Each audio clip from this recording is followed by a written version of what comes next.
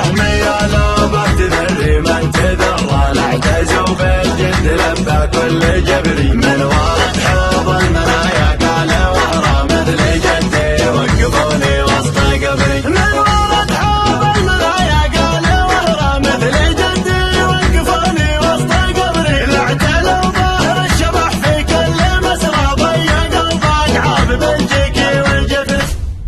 اسرجوني بخيل الفكر شقرا واسأل البيدة على سيفي وشعري صرت شاعر لانني من اللي تقرا مقتدي في الاصمعي وابن المعري والبوق اللي على علوى وحضرا يوم نحى سيضت قافي وفكري جهمي على به تذري من تذرى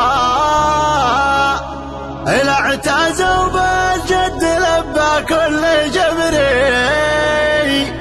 من ورد حوض المنايا قال وهرى مثل جدي وقفوني وسط قبري إلى اعتلوا ظاهر الشبح في كل مسرى ضيقوا باقعاب بالجيكي وجفري لا تدور غير جهم ولا تحرى لا تبى التاريخ ميلادي وهجري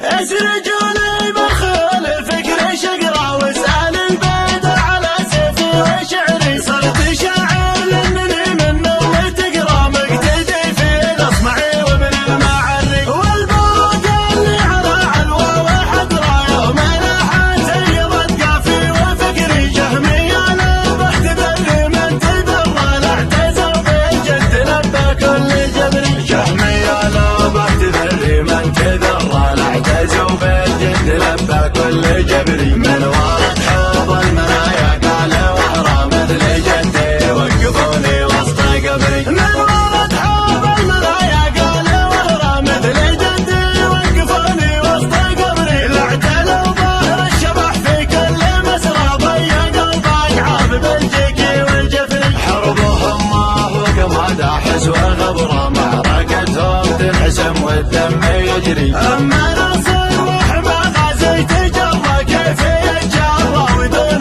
جهم تهري حدهم ما قسرى بهدي بالغدرة دونه الموت المحقق كيف يسري من كرمهم كل معهم ملك كسرى بعضهم من قل والضيفان تدري الصبي منهم يجيب القوم اسرى والرجل يلقي دولتي وضع مزري لا تدور غير جهم ولا تحرى لا تبتع